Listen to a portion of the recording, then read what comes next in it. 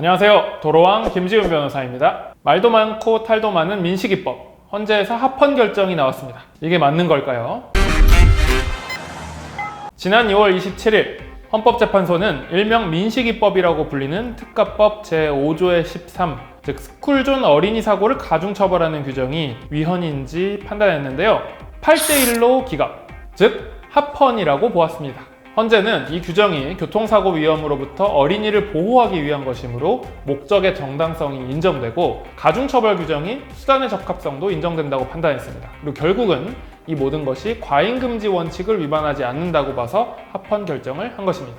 이게 맞는 걸까? 제가 이 채널에서 예전부터 강조했었는데요. 스쿨존에서 어린이를 보호하고 잘못한 사람을 더 가중처벌해야 된다는 규정의 취지 자체는 공감합니다. 하지만 입법이 너무 급박하게 당시에 진행돼서인지 조문이 굉장히 불완전합니다. 그게 바로 민식이법의 문제입니다. 어떤 문제가 있느냐? 조문을 같이 보면요. 조문에 따르면 민식이법으로 처벌이 될 요건은 운전자가 스쿨존에서 도로교통법 제12조 1항 조치, 즉 속도 규정을 준수하고 어린이 안전에 유의해 운전해야 할 의무를 위반해서 어린이 사고를 내야 합니다. 그러니까 여기서 의무가 총 두 가지인 겁니다. 첫 번째는 많이들 아시는 속도 준수 의무, 대부분 30km 이하죠. 그리고 두 번째가 안전운전 의무입니다. 자, 이 두 가지는 그리고이기 때문에 AND로 연결되어 있습니다. 그리고 이걸 위반해야 할 것을 바로 요건으로 들고 있죠.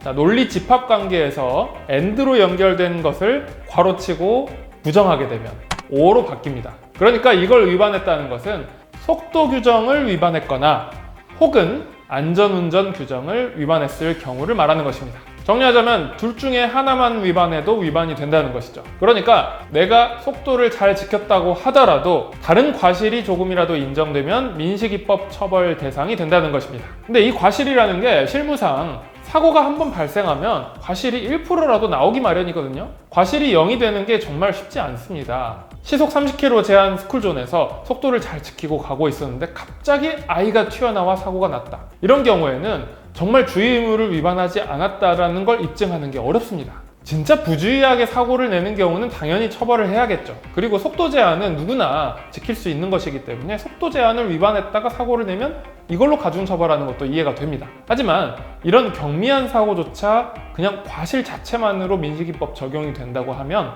너무 처벌이 크게 된다는 문제점이 있습니다. 왜냐하면 민식이법 처벌 규정이 굉장히 무겁기 때문이죠. 상해의 경우에는 1년 이상 15년 이하 징역 또는 500만 원에서 3천만 원 이하의 벌금이고 사망사고의 경우에는 무기 또는 3년 이상 징역입니다. 이게 뺑소니나 윤창호법, 즉 위험운전치사상죄랑 거의 비슷한 처벌이거든요. 이렇게 법정형의 하한이 세버리면 경미한 사고로 감형을 받는다고 하더라도 이미 충분히 너무 무거운 처벌을 받게 되는 것입니다. 민식이법의 문제가 여기에 있습니다.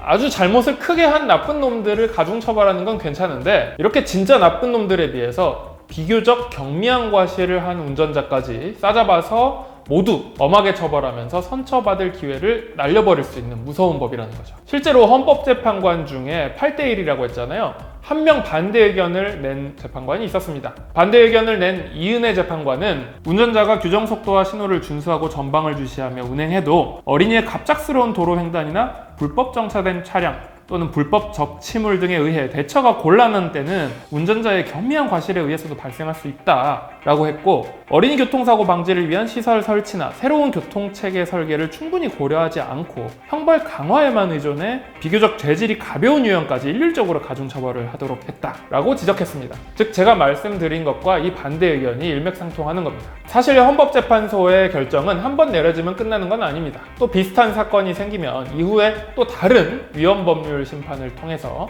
이 법률이 위헌인지 아닌지 판단받을 기회가 계속 생깁니다. 그래서 간통죄나 낙태죄처럼 나중에 계속 헌법재판소의 심판을 받다가 최종적으로 위헌 결정이 나는 곳들도 있습니다. 자, 이번에는 합헌 결정이 났지만 다음 심판 때는 다른 결정이 나기를 희망해봅니다. 지금까지 도로왕 김지훈 변호사였습니다.